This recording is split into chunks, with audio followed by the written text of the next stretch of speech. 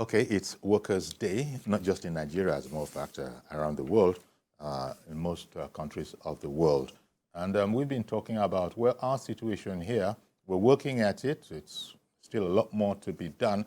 And, by the way, the interesting item you saw there, the federal government had withdrawn the permission it had earlier granted to Labour to use Eagle Square.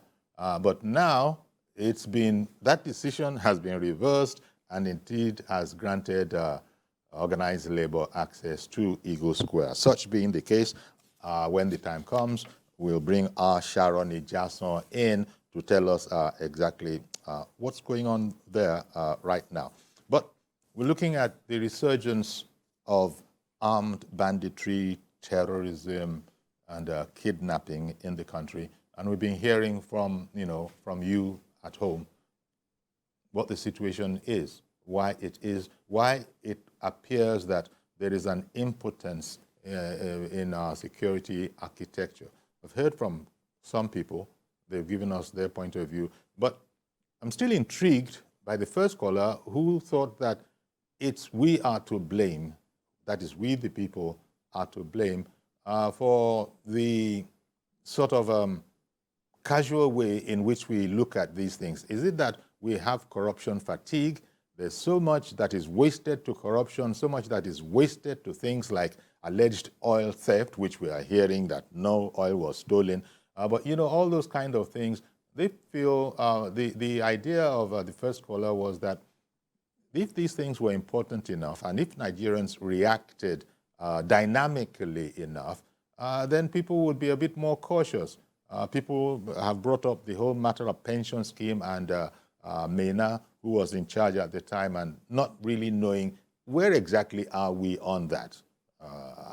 Is he being charged to court? What has happened? Nobody knows. That's the kind of thing the first caller was referring to. But in the meantime, people even talked about this whole shenanigan of reducing your age. There's a thing called government age, and of course there's the one that is on your birth certificate. But people are sort of cutting back their age so that they can stay longer in service simply because there's nothing, as they see it, to fall back on. In that connection, Sharon Ijason, I believe it was, that also did a report on this and put out on our news yesterday. Let's look at that report about pensions in Nigeria. Every year, the 1st of May is celebrated as International Workers' Day. The day is set aside to commemorate achievements of workers and spread awareness about their exploitation. In 1889, May 1st was chosen as the date for International Workers' Day by socialists and labor activists to commemorate the Haymarket Affair in Chicago, United States, and the struggle for an 8-hour working day. In Nigeria, May Day is a public holiday set aside to remind stakeholders about the need to promote decent work. In the quest to find out more about the challenges facing workers in private and public organizations, I discovered that pensioners face more challenges after working for more than 3 decades. I met with Eniola Williams, a former worker of the defunct National Electric Power Authority (NEPA), now Power Holding Company of Nigeria (PHCN). Eniola served the federal government for 35 years. She shares with TVC News some of the challenges she faced as a retired worker. She wants the federal government and other relevant stakeholders to intervene to enable others like her get their 33% pension arrears, which was approved by President Goodluck Jonathan in 2010. In 2010, they have not paid us all our pension money. Up to this moment, they have not paid us. And President Jonathan said they should pay us all the money. They pay all other workers, but in NEPA, they have not paid us. We need the money. As I am now, I need that money right now. We should beg them to pay us our money right now. For many weeks, I searched for retired workers from the defunct NEPA to get their stories about their predicament. Their stories are similar to that of Eniola Williams. For the other retired workers, President Muhammadu Buhari and relevant stakeholders in the pension sector must save them from the alleged injustice meted out to them by the Pension Transitional Arrangements Directorate, PTAD. Since the advent of the current PTAD Executive Secretary, Dr. Chiomande Nejikeme, it has never been so bad. We have continued to contact her, send messages, letters, emails, and the rest of it, but all this while, she has never given any clear position as to what is happening to all our pensions, all our entitlements, arrears that is being held up. The federal government should please come in. Let them check and confirm that we have not been paid this money. They should instruct PTAD to pay us our money now. Most of our pensioners are down with one ailment or the other. Others have passed on because they couldn't get money to take care of themselves. What we are now asking our very good government, President Muhammadu Buhari, to do for us is this. Before the expiration of their term, we still have some days. He can order Dr. Ejikeme, Chioma Ejikeme, for immediate payment of all our accrued arrears. That is with her. From findings, poor conditions of pensioners across the country over unpaid gratuities and pensions have become common in many of the 36 states. Nearly 2 decades after the contributory pension scheme came into existence through the Pension Reform Act of 2004, many states are yet to come to terms with the new structure. Some people have left employment for almost 10 years, the entitlement is not paid, and the owners of these companies are eating fat. So in this dispensation, it's not going to work. So that's the signal we are sending anywhere. And then for state governments, some of them have become another thing. In Abia, almost 22 months, owing worker salary. Nigeria is ranked low at 64th position in the Aliazen Global Pension Report 2020 due to inadequacy of its pension system. In addition, no African country ranks among the top 10. South Africa ranked 41st, followed by Kenya at 55th and Morocco at 60th position. While the president of the Association of Senior Civil Servants of Nigeria, Etim Okun, appreciated President Buhari for the 40% increase in allowance for workers, he advocated for effective implementation of gratuity payment. We even call it Buhari Alert. It's a big relief, and my members are happy. It was revealed that 2004 contributory pension Act, as amended in 2014, thereabout, did not stop the payment of gratuity. And we put up a position paper to Mr. President, and I can tell you authoritatively that even the government have seen that the gratuity is very important. The Act did not stop it. The Pension Reform Act 2014 provides that pension should be increased after every 5 years or whenever there is an increase in the salary of active workers, in line with the provision of Section 173 of the 1999 Constitution as amended. Senior citizens such as Eniola Williams and other pensioners hope that their pension will be reviewed while their gratuities are restored and all arrears paid. Okay, then. Well, since the federal government has revoked its earlier cancellation of Eagle Square for use, let's cross over to Eagle Square now and see what live activity is going on there. I think it's speeches time. All of you, we urge you, despite the difficulties, that you should stand with the Labour Party, honor to the Labour Party, and we promise you there will be a better Nigeria, and a better Nigeria that will be celebrated, where our sweat will not be in vain. As I continue to encourage you and congratulate you for this day, I have to salute the presence of people like Hassan Usmanu, who have toiled in this country, who have struggled to bring this movement where it is. And so I wish you a very happy May Day, and a May Day that will bring out our yearnings to the public. Let them know that we stand, even at the point of difficulty, we stand to celebrate this day. so that we will remember our fallen heroes. And so I wish you a happy May Day, and I wish you all the best as we celebrate. Thank you. Thank you. Thank you very much. Thank you very much for that very wonderful solidarity message. Last year, May Day, in our usual tradition, last year we invited and we granted the APC national chairman the space to give us solidarity message. So it is our usual manner and tradition to constantly be with people who are people in Nigeria. So thank you very much, the representative of the Nigerian Labour Party. May I acknowledge the very presence of Comrade B.G. Olatunji, the National President, National Union of Chemicals, and the GS as well, Comrade J.O. Dada. We say thank you very much for being with us. Invite Her Excellency Nkoyo Toyo, Chair.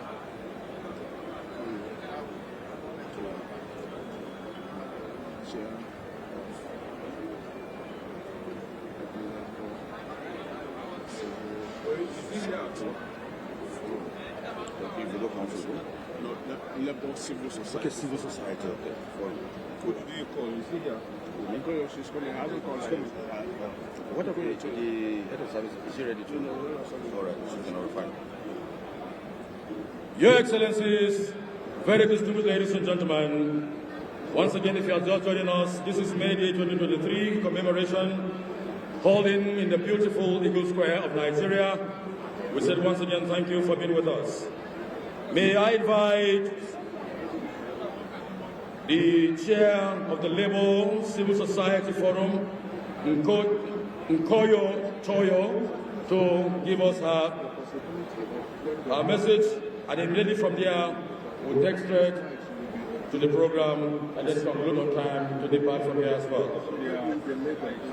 The chair of the Labour Civil Society, Nkoyo Toyo, please, if you are closer, please come forward.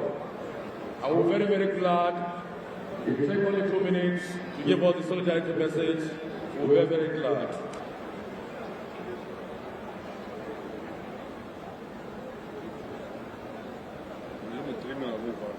Sannan za mu shiga wajen ministocin nan yanzu nan. Da kuma mun misa guda biyu nan sai president namu mu da suka doka muka doka mu nan shike da mun gama komai. Ejje zai magana sai doka salu mun gama. I have been warned and I will listen. The speaker cannot put too much. Great Nigerian workers! Great Nigerian workers! Great. I am here on behalf of the other conveners and members of the Labour and Civil Society Front to salute you on this great occasion. We are indeed proud and pleased to be associated with the progress and development of the Labour Union and its work in our country. As you all well know, the last couple of months has been a very difficult time for us as a country, and we have come together recognizing our historical responsibility as those who fought for the return of our country back to democracy, to walk up and stand in good conscience and declare again that our democracy must be rules-based. We cannot run a country where the democracy is based on arbitrariness. So we need to return to those very fundamental rules in our Constitution, in the Electoral Act, in the laws, norms, and values and ethos of our country that define what it is to be a democratic country. The Labour Union represents the ethos of democracy, and so do we in the civil society. So in good conscience, and in remembrance of the many comrades before that fought to stand up for this democracy, we have come together in oneness of voice with Labour to speak again at a time like this for our country. Our country is indeed facing quite a lot of challenges post the last elections. It is our desire, our hope, and our urging to see that the institutions that represent democratic governance rebuild this democracy and ensure that it stands. We call on the judiciary, particularly as we move into the space of conflict resolution, to address the crisis of our democracy and to restore our country and its values back to dignity. I therefore salute you all, and I believe that the partnership between civil society and Labour will indeed lead to greater results in the months to come. Thank you very much, and God bless. The people united cannot be defeated. Thank you. Your Excellencies, very distinguished ladies and gentlemen, we say thank you very much for being with us. At this very juncture, may I have the privilege and honor to invite a true Nigerian who had engraved his name in gold in the history of Nigeria and Africa, a man who is very, very union-friendly, the man who had seen the welfare of the workers as cardinal. And indeed, distinguished ladies and gentlemen, for this very wonderful solidarity message, may I have the privilege and honor to invite this very true Nigerian, the Honorable Minister, Federal Capital Territory, Comrade Malam Mohammed Musa Bello, for the solidarity message. Please, let's celebrate this very true Nigerian with all sense of dexterity. Yes, sir.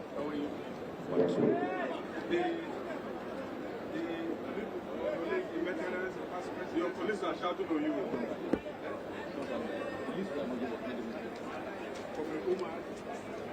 Welcome, sir. Sir, fine, sir.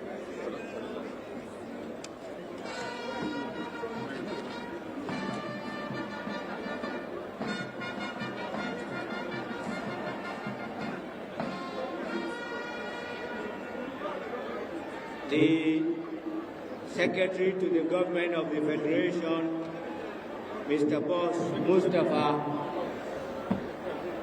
our Chief Host, the Honorable Minister of Labour and Employment, Senator Dr. Ngige,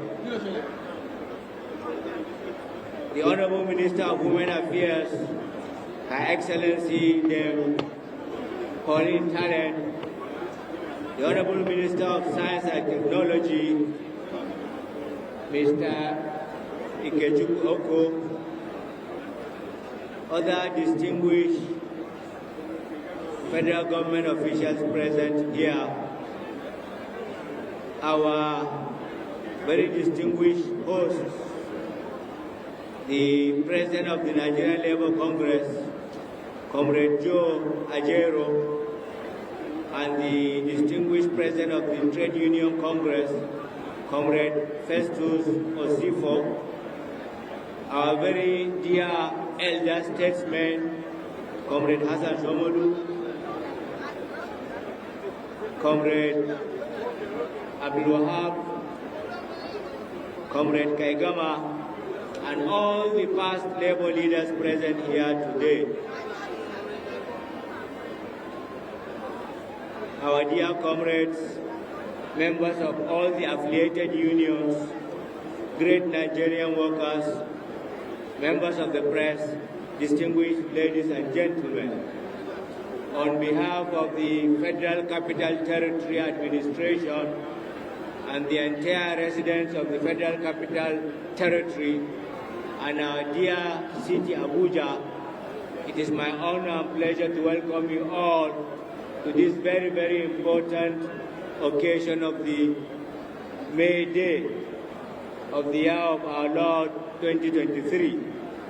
We in the Federal Capital City are always very proud to host this magnificent gathering of labor leaders and workers from all parts of the country here in Abuja. And I personally feel humbled that today, being the last Labour Day, I will address as Minister of the FCT, we have such a high gathering.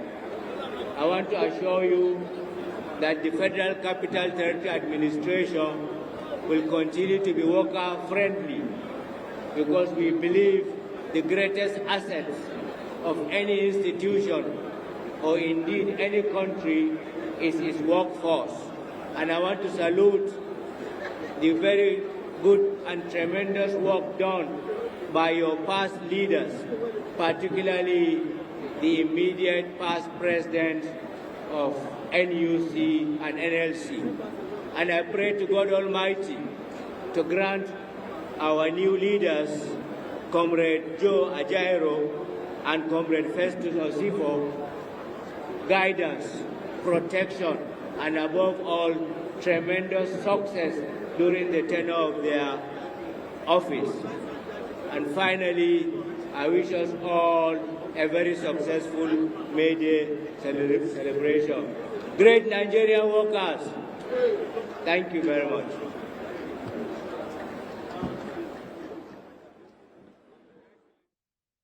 Okay then, so we cut into Abuja, and it still will be ongoing. No doubt you'll catch it live and on other stations. But, you know, this is just about where, if I think there are no more calls, if there aren't any more calls, we're going to have to leave it here. Ever optimistic, that's the average Nigerian for you. And as Reverend Dominic said when he called early in the program, we thank God that we are alive.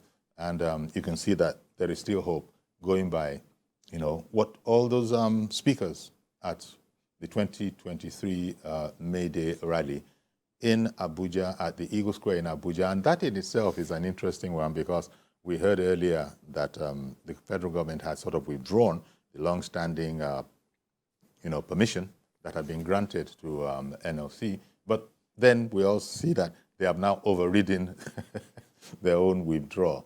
So once more, I guess one should say a happy Workers' Day to the workers of Nigeria.